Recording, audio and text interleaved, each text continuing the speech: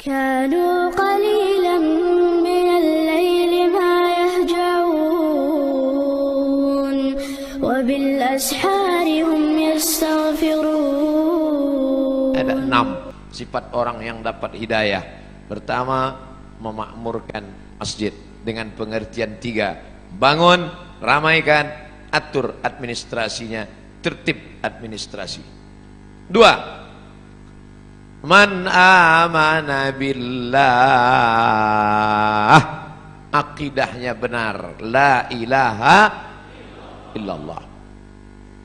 Kenapa didulukan bangun masjid baru beriman kepada Allah? Karena ternyata ada orang yang bangun masjid tapi tidak beriman kepada Allah. Ini Ustaz Somad ngawur. Mana ada orang bangun masjid tak beriman? Ada. Masjid apa? Masjid untuk kampanye. Kata pepatah Melayu, kalau tak ada berada, takkan tempua bersarang rendah. Burung tempua sarangnya di atas pokok kelapa, tapi kalau sudah padi menguning, dia akan turun ke bawah. Dan itu terjadi di zaman sekarang. Padi menguning itu berapa lama? 5 tahun sekali. Musim-musim kampanye. Orang mulai nyumbang untuk masjid, masuk ke masjid, pakai sorban, pakai peci, pakai koko, pakai sarung, tapi tak sunat. Dan banyak orang terkecoh, disangka ustadz, rupanya KW. Masjid dibangunnya. Ustadz tahu dari mana? Masuk SMA, SMS, WhatsApp, datang nanya, Ustadz, apa hukumnya si fulan bangun masjid, nyumbang untuk masjid? Saya bilang jangan ambil, karena pasti ada udang di balik pempek. Ada niat di balik itu semua. Ada tujuan terselubung, ada kepentingan. Maka jangan. Datang dia ngasih duit, ambil duitnya, jangan coblos orangnya. Setuju? Ambil duitnya, serahkan ke fakir miskin, anak yatim. Setuju? Tak sama bunyinya macam yang pertama tadi. Makanya prinsip dalam Islam, man amana billah, la ilaha illallah. Saya yakin semua yang datang subuh ini tidak ada tujuan lain, langkah kaki dari rumah, bismillahi tawakkaltu 'alallah, la haula wala quwata illa billah. Salat, usolli fardhu subhi rak'ataini adaan ma'muman lillahi ta'ala. Puasa, nawaitu shauma ghadin an ada'i fardhi syahri ramadhana hadhihi sanati lillahi ta'ala. Haji, labbaik Allahumma labbaik, labbaik la syarika laka labbaik. Ketika engkau persekutukan, kau duakan Allah dengan yang lain, hilang amalmu. La in asyrakta, kalau kau syirikkan Allah, kau duakan Allah, kau persekutukan Allah, la yahbatanna amaluka, gugur amalmu.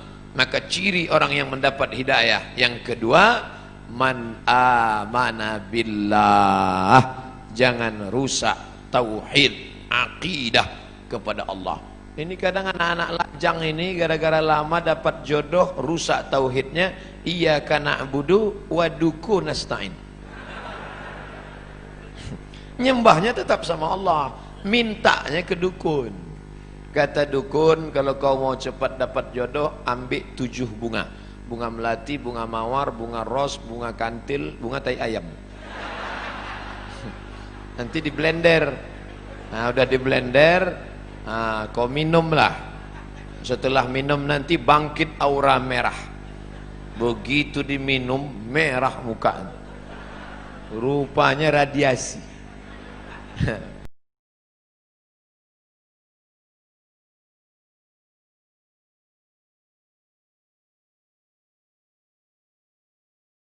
Pergilah batu rubi berwarna merah, maka aura merah akan bangkit, wajah akan merah, biji mata merah. Ini tak betul. Kalau memang tak boleh pakai cincin, kenapa Ustaz pakai? Saya hanya sekedar suka saja. Pakai batu tak apa-apa, tapi meyakini bahwa batu memberikan efek sesuatu, rusak la ilaha illallah kita. Kadang orang ini suka mancing-mancing. Ustadz pakai cincin itu ada khasiat-khasiatnya. Ada, saya bilang. Apa khasiatnya? Kalau dipakai, duduk di rumah makan, tak bayar. Hebat Pak Ustadz, duduk aja, jangan makan. Masih percaya dia dengan yang begitu-begitu. La ilaha illallah.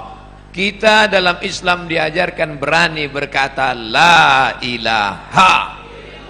La ilaha, tak ada lagi batu-batu. La ilaha, tak ada lagi dukun-dukun. La ilaha, tak ada lagi gelang-gelang. La ilaha, tidak ada lagi sembahan-sembahan. La ilaha illallah. Murni. Inna salati wa nusuki wa mahyaya wa mamati lillah. Jangan rusak lagi. Yang nampaknya kita tak jadi nikah. Kenapa? Persiapan pernikahan sudah siap, ternyata menurut ramalan kita tak cocok. Aku Taurus, engkau Pisces. Taurus ini kambing, Pisces ini ikan. Ikan tak cocok sama kambing. Tak jadi nikah hanya gara-gara ramalan. La ilaha illallah Muhammadur Rasulullah. Maka jangan lagi kadzdzabal munajjimun walau sadaqu. Bohong, dusta orang yang percaya kepada ramalan zodiak bintang-bintang, kalaupun betul kebetulan. Bila Anda telinganya agak ke depan, tak cocok kerja di sungai. Bila tai lalatnya di bawah dagu, cocoknya di darat. Ini bohong semua. Islam tidak pernah berkata demikian. Fa idza azamta, kalau kau sudah tekad, fatawakkal 'alallah. Bertawakkallah kepada Allah. Jangan rusak akidah tauhidmu. Percaya kepada burung-burung. La tiarata, tak boleh. Dulu orang kafir musyrik, kalau dia mau bisnis, dilemparnya burung di atas pohon kayu. Lempar. Kalau burung itu terbang ke arah negeri Syam, berarti sial. Syukmu, Syam, sial. Kalau pergi ke arah Yaman, Yamin, beruntung, lempar. Ke arah Yaman, ayo lanjutkan. Kalau ke arah Syam, berarti sial. Kalau mau bisnis, diambil anak panah 3 biji. Anak panah disimpan dalam Ka'bah, digoncang. Pergi atau tak pergi? Ambil anak panah. Pergi, ya pergi. Tidak pergi, jangan pergi. Kosong, Anda belum beruntung, goncang sekali lagi. Ini dibatalkan dalam Islam.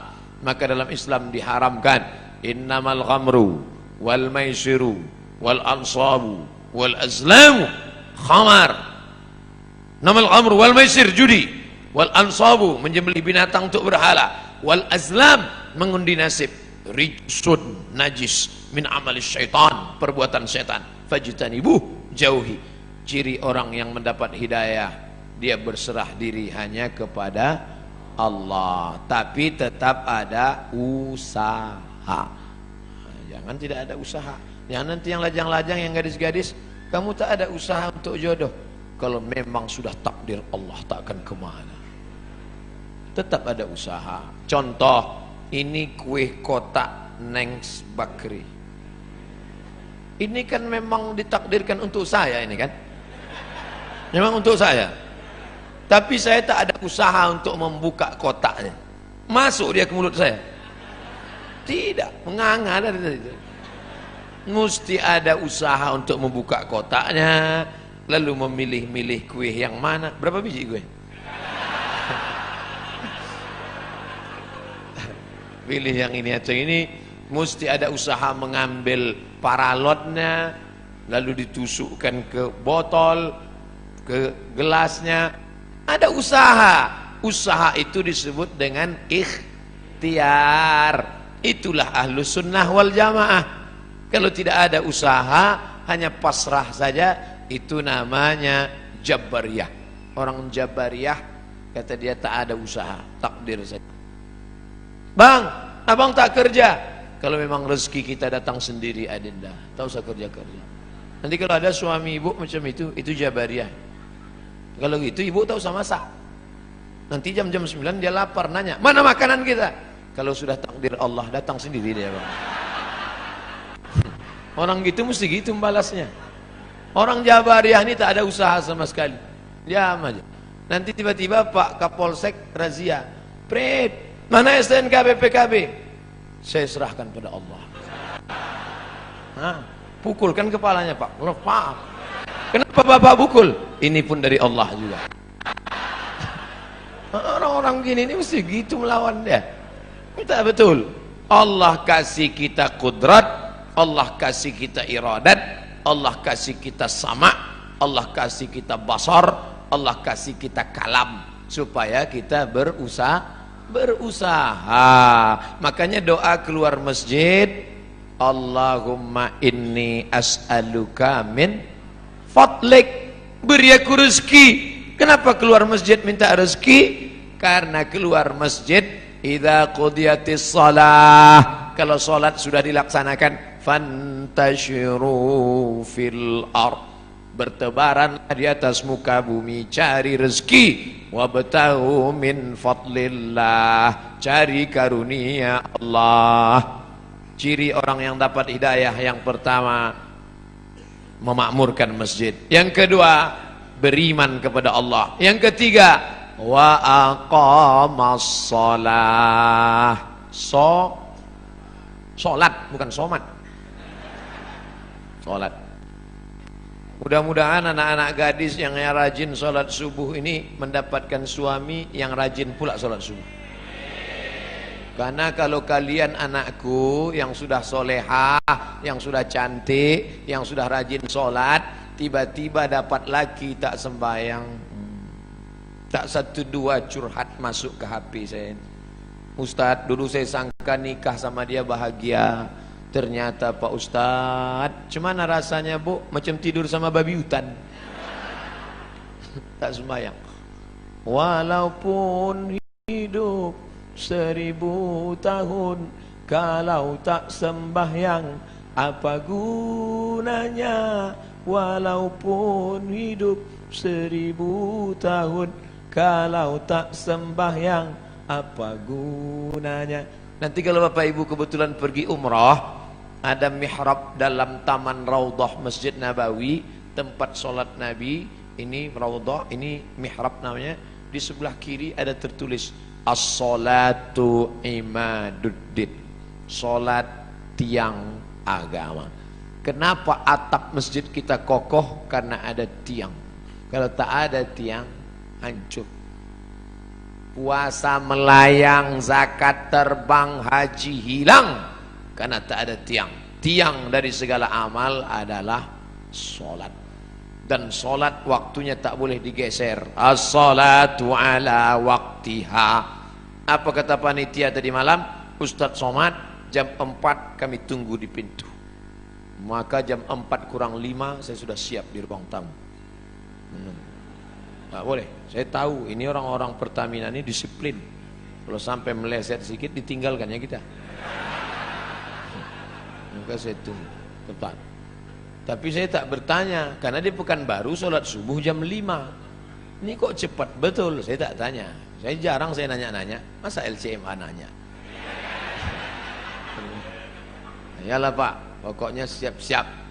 Sedangkan janji sama Allah tak boleh digeser, apalagi sama manusia tak kita geser, apalagi sama Allah. Ini sekarang banyak yang geser janji sama Allah. Palembang sholat subuh jam 4 lewat sikit, dibuatnya sholat subuh jam 8. Bangun jam 8, tutup pintu, rapatkan gorden, matikan lampu. Sholli fardhus subhi. Allah. Datang maknya buka pintu nengok. Alhamdulillah, anakku sejak ikut ngaji sama Habib Mahdi ini, salat duhanya pun pakai kunut. Allahumma hdina fi man hadait.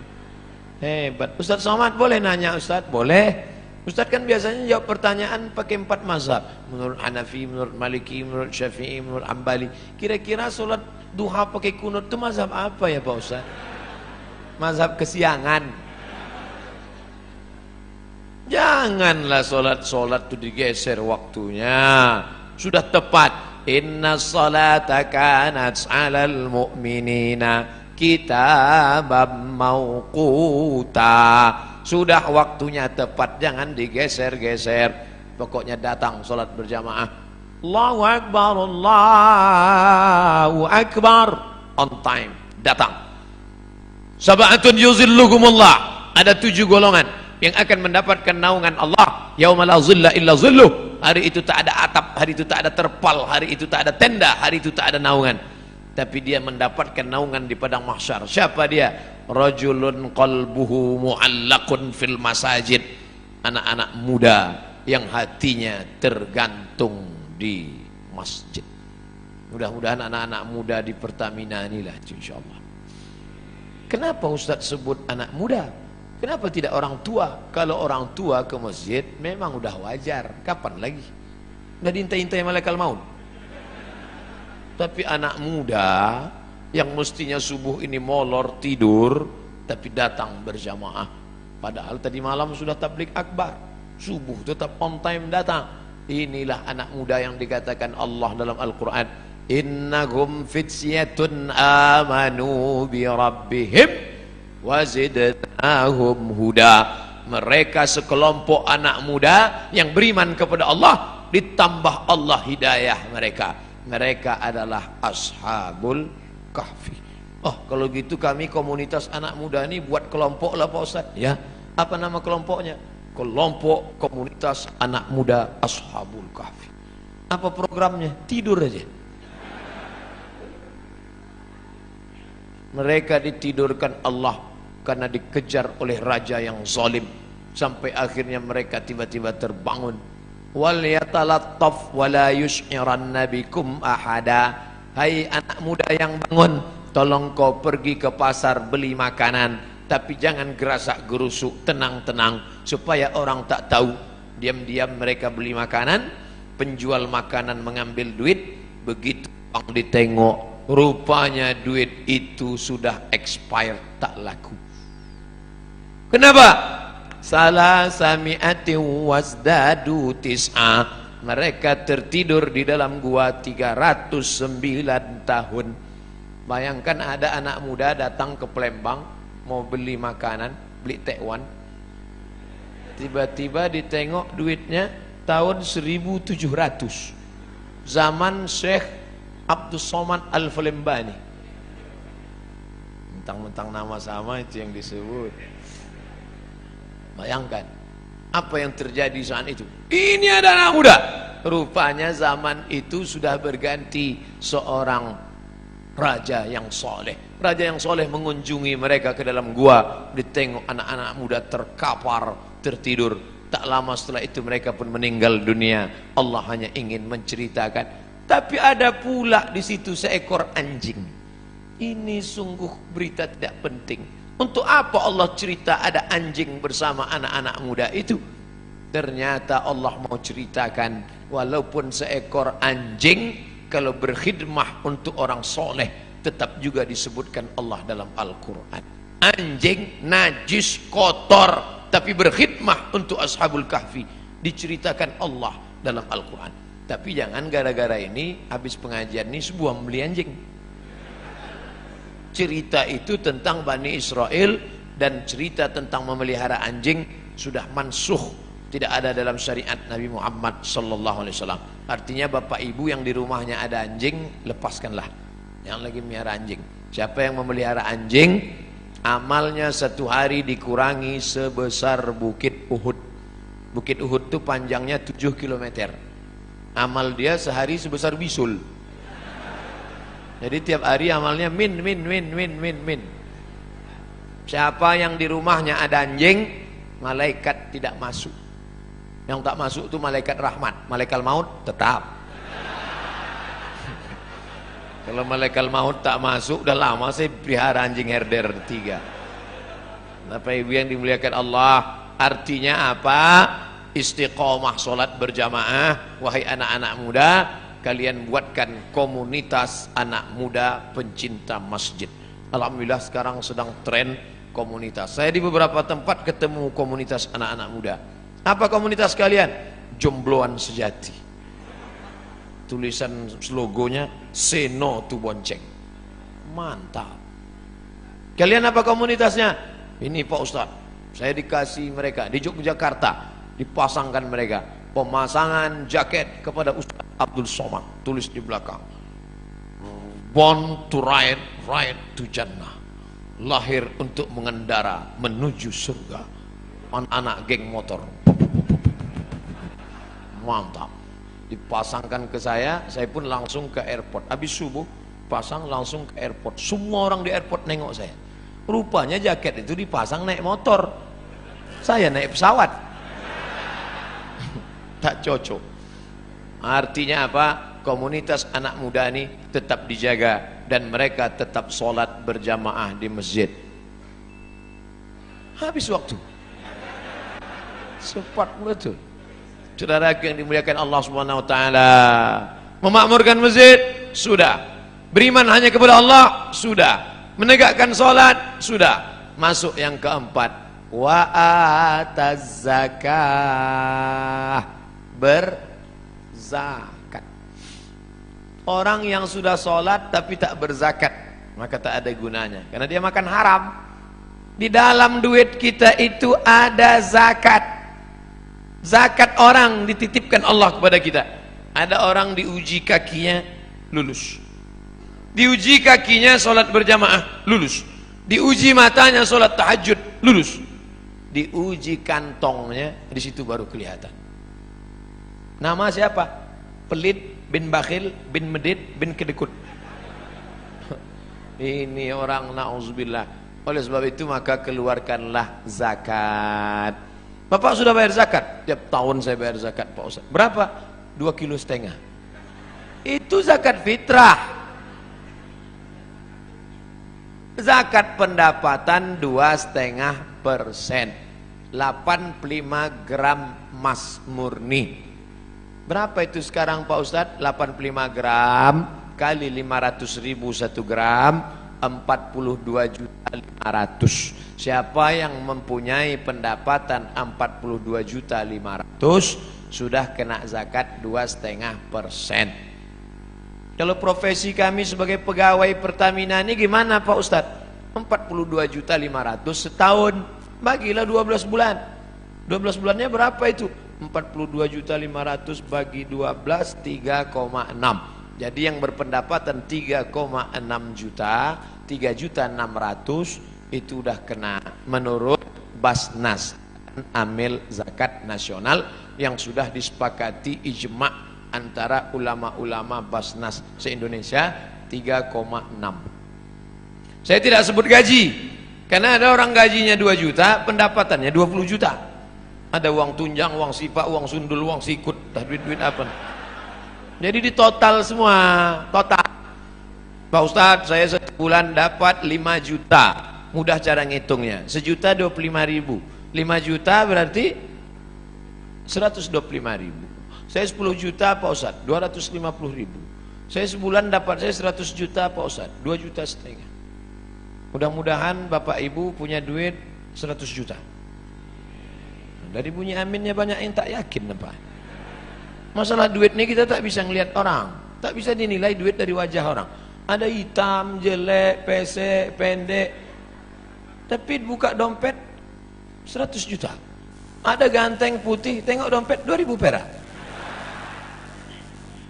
Mudah-mudahan semuanya dapat 100 juta. 100 juta zakatnya berarti 2,5 juta. Memang kalau udah cerita zakat ini banyak lupa. Tak ingat saya Bos. 2,5 juta. Saya tak tahu entah siapa yang punya 100 juta, entah siapa yang tidak, saya tak tahu. Dan Bapak petugas Basma, Badan Amil Zakat Pertamina, itu tidak tahu siapa yang punya duit. Tapi ada dia yang tahu, la ta'khuzuhu sinatun. Dia tak mengantuk, tak tidak tidur. Tak mau berzakat, simpan. Tak ada angin, tak ada hujan, tiba-tiba lutut sakit. Dibawa ke tempat kusuk, makin sakit. Dicucuk pakai jarum-jarum itu akupunktur, sakit. Tak mempan jarum, cucuk paku payung, makin sakit. Akhirnya dibawalah ke Singapura. Sampai di Singapura datanglah dokter Cina membawa martil kecil aja, dipukulnya lutut. Ayah lapuklah lama pakai. Rupanya tempurung kelapa yang di lutut nih lapu. Jadi gimana dok? Tenang, kita sudah import lutut dari Tiongkok. Berapa harganya? Sebelah kanan 40, sebelah kiri 40, ongkos pasang 20, pas 100. Itu namanya duit hantu dimakan setan. Silakanlah. Yang tak mau bayar zakat tak apa-apa, silakan. Tapi awas. Gimana? Udah ada terasa? Nah, kalau udah ada bayar. Nanti habis nih jumpai Badan Amil Zakat Pertamina, serahkan, bayarkan. Ustadz, bagusnya saya bayar, saya dapat sebulan 4 juta Pak Ustadz. 25.000 berarti 100. Apakah bagus saya bayar tiap bulan 100 atau saya tunggu setahun 1.200.000 tiap bulan? Tiap bulan serahkan.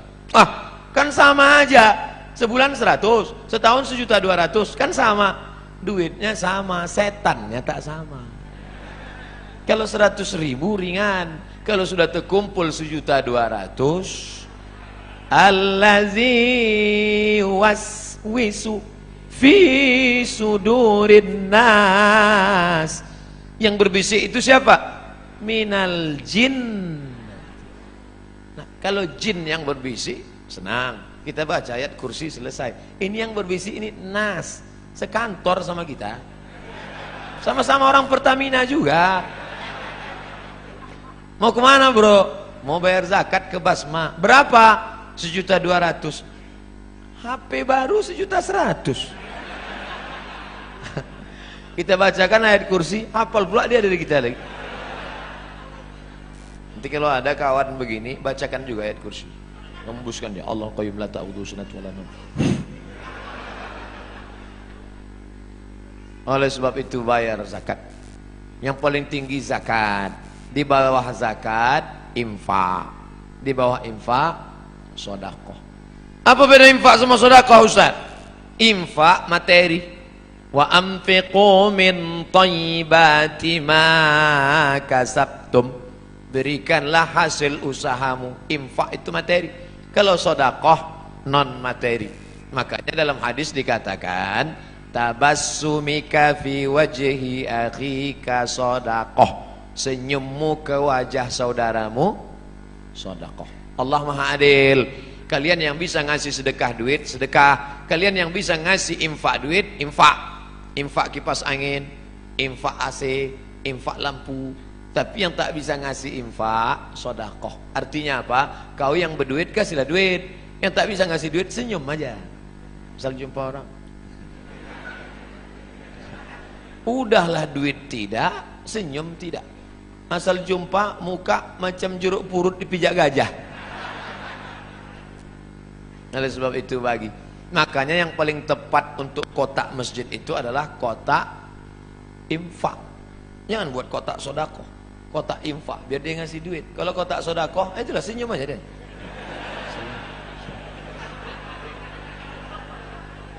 Tak bisa buat kotak wakaf. Karena wakaf itu syaratnya 4. Wakaf harus ada orang yang berwakaf, orang menerima wakaf, benda yang diwakafkan, ada ijab, ada qabul. Tak bisa dibuat situ kotak wakaf, karena kita tak pernah akad ke kotak. Mana pernah kita? Hai kotak, aku kasih duit ini. Kata kotak itu, aku terima, aku terima, aku terima. Oleh sebab itu yang paling tinggi zakat. Di bawah zakat infak, di bawah infak sedekah. Lalu kemudian yang lebih khusus lagi namanya wakaf. Bapak Ibu yang ada tanah, wakafkanlah.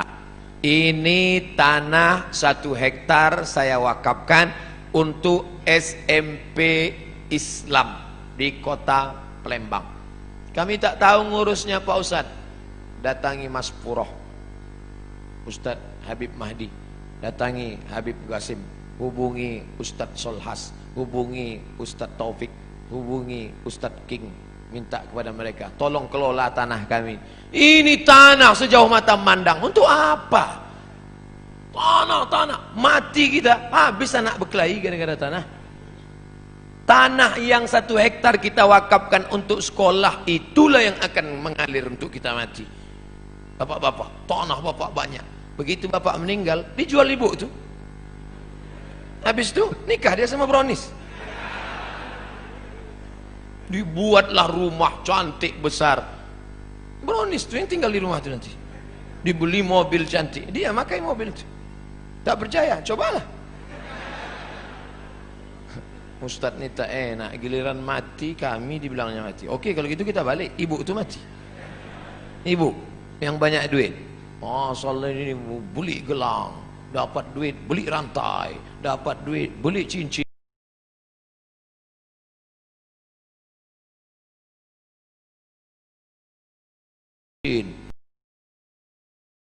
Untuk apa? Bini muda dia lah. Saya bukan maksa sedekah ini, enggak. Ya, kalian laki-laki yang tak mau bersedekah, simpan aja duit itu, simpanlah. Diambil laki mereka nanti. Kalian ibu-ibu yang tak mau bersedekah, silakan. Diambil mereka untuk modal kawin lagi. Yang kalian sedekahkan, itulah yang akan mengalir menjadi amal jariyah. Siapa itu orang yang mendapat hidayah? Man innama ya'muru masajidallah. Sudah. Man amana billah. Sudah. Rupanya Ustaz Somad selip membaca ayatnya. Jamaah pula segan mengingatkan. Padahal ayatnya ada di atas. Itu dia. Innama ya'muru masajidallah man amana billah wal yaumil akhir. Dunia ini akan berakhir. Kita ini macam bunga, kuntum, mekar, harum, wangi, layu, mati. Ada bunga yang tak layu-layu Pak Ustaz? Mana? Bunga kaca. Ini bunga mati. Kita bukan benda mati. Yang dulu ulama-ulama besar, raja-raja utama, Sultan Mahmud Badaruddin, mana dia sekarang?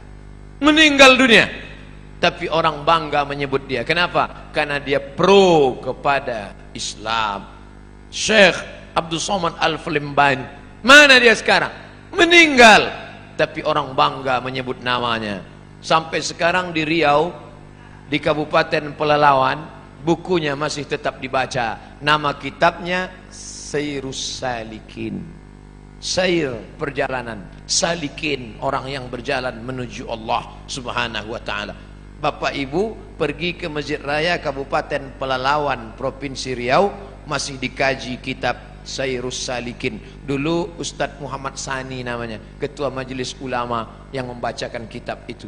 Kitab ulama Palembang masih dibaca di Riau sampai hari ini. Sayrus Salikin, Syekh Abdul Somad Al-Falimbani.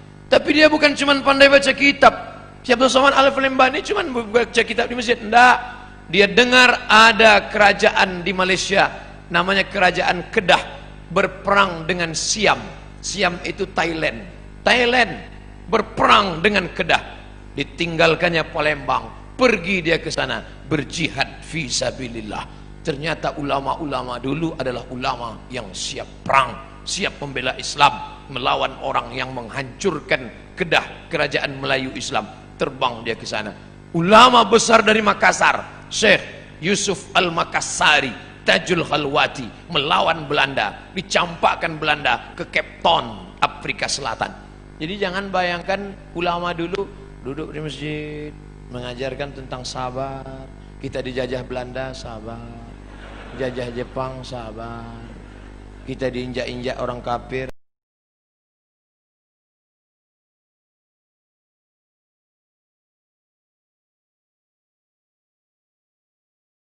dikatakan radikal, dikatakan keras, dikatakan teroris. Ini orang tidak mengerti sejarah. Di Ponegoro, Sultan Badaruddin, Mahmud Badaruddin, Sultan Sarip Qasim, Sultan Nuku dari Tidore, itu dulu adalah penjahat-penjahat di mata Belanda. Siapa yang memperjuangkan Islam pasti akan punya musuh-musuh. Betul? Yang tak punya musuh adalah orang munafik yang kemana-mana merasa berteman. Jumpa Abu Lahab, teman. Wa idza khalau ila syayatinihim, kalau mereka berjumpa dengan setan-setan mereka, qalu, mereka berkata, inna ma'akum, kami dengan geng kalian setan. Kalau jumpa dengan orang beriman, kami dengan kalian. Jumpa dengan setan, kami dengan kalian. Bermuka dua, muzabzabina baina dzalik, la ilaha ula wa la ilaha ula. Tidak kemari, tidak ke sini. Ini Ustaz Somad, ini Ustaz keras. Dah, saya suara aja yang keras, hati lembut. Saudara yang dimuliakan Allah Subhanahu wa taala, siapa itu orang yang dapat hidayah? Allah memakmurkan masjid. Man amana billah, la ilaha illallah, tauhidnya bagus, wal yaumil akhir, percaya kepada dunia akan berakhir, kita akan mati, tinggal semua ini semua yang akan dibawa iman dan amal soleh. Wa aqamas shalah, rajin istiqomah salat. Wa ataz zakah, membayar zakat. Yang terakhir, yang keenam, walam yakhsha illallah, takutnya sudah hilang, tak lagi ada takut dalam hatinya, karena takutnya sudah habis hanya kepada Allah. Orang yang korupsi, kalau ditanya lagi, Bapak korupsi itu kenapa? Takut nanti pensiun tak punya rumah, tak punya mobil, tak punya kebun sawit, tak punya kebun karet, tak punya kos-kosan, takut anak tak bisa kuliah, takut dunia membuatkan orang menghalalkan yang diharamkan Allah. Makanya ditulis di sini besar-besar, walam yakhsha illallah. Itu dia, walam yakhsha illallah. Sengaja pas di atas saya ini dibuat, walam yakhsha illallah. Oh, jadi itu tulisannya Pak Ustaz. Itulah tulisannya. Kami sangka semen-semen aja nih Pak Ustaz. Sengaja ini kaligrafi yang dipilih supaya apa? Supaya semua orang Pertamina di sini tahu bahwa dia mengukur dirinya. Aku ini termasuk orang yang sudah dapat hidayah atau tidak. Alhamdulillah Ustaz. Setelah Ustaz jelaskan 6 sifat ini ada dalam diri kami. Alhamdulillah. Satu pun tak ada. Na'udzubillah. Baru ada 3, tambah lagi. Kami tak berdaya. La haula wala quwata illa billah. Jangan takut menghadapi hidup. Walam yakhsha illallah. Makanya ibu-ibu itu paling kuat dia. Meninggal suaminya, anaknya ada 3, tak ada dia takut. Tak menangis dia waktu suaminya meninggal. Ibu tak nangis, tak takut masa depan. Tidak Pak Ustaz. Kenapa? Banyak harta warisannya. Tak nangis ibu? Tidak. Kenapa tak nangis? Sudah lama aku tunggu. Bapak ibu yang dimuliakan Allah, siapa yang tak ada rasa takut dalam hati? Kita tetap takut. Yang membuang takut itu Allah. Ala inna awliya Allah. Kalau sudah kalian dekatkan diri kepada Allah, bagaimana sifat orang itu? La khaufun alaihim wala hum yahzanun. Dicabut Allah takut, dicabut Allah sedih. Itulah yang merusak hati orang modern. Takut, sedih. Penyakit stres, depresi, jantung koroner, diabetes meletus, asam urat naik gara-gara terlampau takut, sedih. Apa beda takut sama sedih? Sedih terhadap masa lalu, takut terhadap masa depan. Yang kuliah takut tak selesai S1. Yang sudah S1 takut tak kerja. Yang udah kerja takut di PHK. Yang udah kerja takut tak bisa nikah. Yang udah nikah takut tak punya anak. Yang udah punya anak takut tak bisa nikah sekali lagi. Istri pertamanya meninggal, ibu mau marah. Takut terhadap masa depan. Maka menghilangkan takut itu dengan apa? Falyabudu rabb hadzal bait. Banyak-banyak engkau beribadah di rumah Allah ini. Kalau engkau banyak beribadah, Allah janjikan 2. Apa dia? At'amahum min ju'. Kalau kau lapar dikasihnya makan. Wa amanahum min khauf. Kalau kau takut dikasihnya aman. Ibu-ibu yang merasa takut banyak-banyak beribadah. Kalau kau lapar dikasihnya makan. Saya enggak percaya Pak Ustaz. Saya lapar udah beribadah, kenapa tak ada? Tengok, langsung dapat kue kotak. Dan kabar gembira, setelah ini akan ada sarapan bersama di rumah masing-masing. Panitia udah cemas sudah tadi. Ini gawat Ustaz. Kaji kita kan tentang takut. Jangan takut. Insya Allah saya tak salah cakap. Jadi kalau ada terasa takut adik-adik, nanti KKN tiba-tiba ditempatkan di suatu desa, disuruh ngasih kata sambutan, takut menggeletar. Assalamualaikum. Apa kalian takut? Yang kuhadapi ini manusia, aku manusia. Pak Kades, Pak Kapolsek, Pak Dandim, Pak Dan Ramil, Pak Kapolda, Pak Kapolri, ini semua manusia. Sampaikan, manusia yang kuhadapi, sama-sama manusia. Bismillahirrahmanirrahim. La haula, hilangkan takut. Tapi dalam hati aja, jangan pula dicakapkan ke depan mereka. Hai kades-kades, kalian manusia semua. Aku mau, jangan lagi itu. Cukup dalam hati kita saja. Jangan angkuh, jangan sombong. Takut, ngeri, cemas, di mana letaknya? Di jantung. Ala fil jasadi mudghah, ketahuilah di dalam dirimu itu ada segumpal.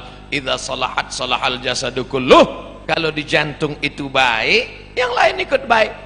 Kalau sudah jantung bermasalah, maka yang lain ikut bermasalah. Makanya Bapak Ibu dengar kabar Syanu meninggal mendadak kemarin. Kenapa? Sakit jantung. Pernah tak dengar? Syanu meninggal kenapa? Kena kurap jantung. Maka jantung itu mesti dinormalkan. Dengan cara apa? Ala bidzikrillahi tatmainnul qulub. Banyak-banyak berzikir mengingat Allah, maka jantung akan normal. Kalau terasa jantung tak normal, letaknya di dada sebelah kiri. Coba raba pegang. Yang dipegang dada kita, jangan dada kawan. Normalnya. Orang yang tak normal tuh banyak-banyak zikir. La ilaha illallah, la ilaha illallah. Maka goyang kepalanya itu ke kiri. La ilaha illallah. Sini. La ilaha illallah, la ilaha. Ini banyak orang yang zikir goyang kepala. Bertanya, kau kenapa goyang? Entah, tengok orang goyang, aku goyang pula. La ilaha illallah. Allah, Allah, Allah, Allah, Allah, Allah, Allah, Allah, Allah, Allah, Allah, Allah, Allah, sampai mati. Karena nanti yang terakhir keluar dari mulut kita, la ilaha illallah. Habis. Itulah sifat 6. Jangan lupa subscribe, like, and share.